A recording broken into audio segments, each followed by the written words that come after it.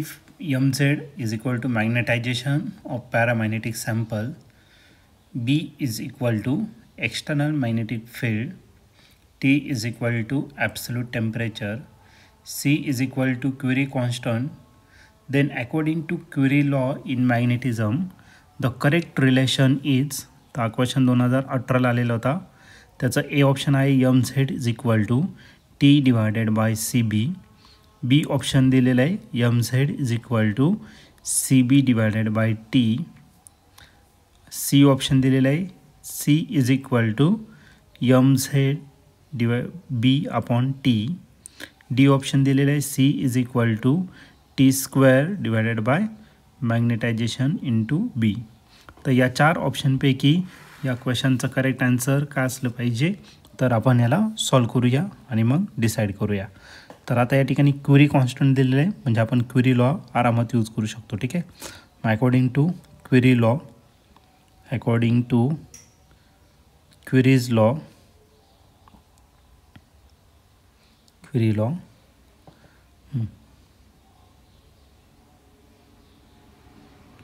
According to Curie law, magnetisation जे असतं, magnetisation of paramagnetic material हा डायरेक्टली डिपेंड असतो.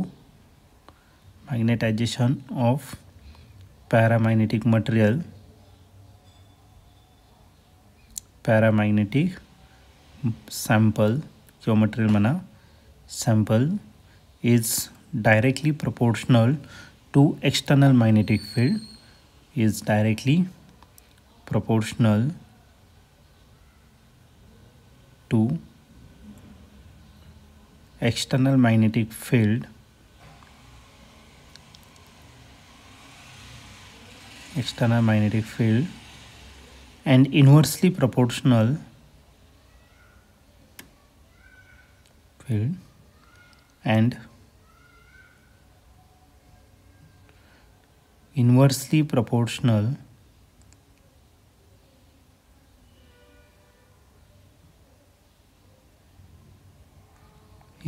proportional to absolute temperature. Absolute temperature.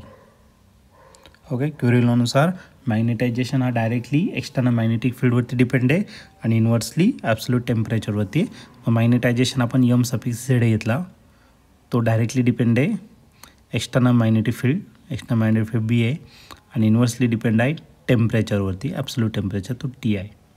आता इथं डायरेक्टली जर कॅन्सल केलं तर तुम्हाला याला प्रपोर्शनॅलिटी कॉन्स्टंट तो घेतला सी, आणि या सीलाच म्हटलं जातं क्युरी कॉन्स्टंट.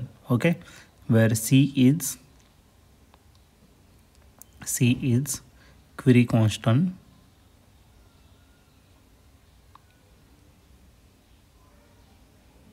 मग आपलं जे फायनल रिलेशन आहे हेच आपलं करेक्ट रिलेशन असणार आहे. मग मॅग्नेटायझेशन म्हणजेच mz is equal to C B upon T, हे त्याचं काय असेल तर फायनल आन्सर. ओके. मी याला पण शेडेड करू. Magnetisation mz is equal to C Curie constant into B upon T. T म्हणजे ॲब्सोल्यूट टेम्परेचर.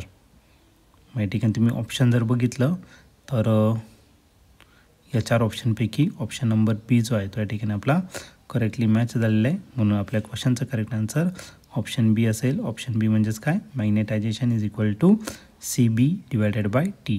टी म्हणजे ॲब्सोल्यूट टेम्परेचर.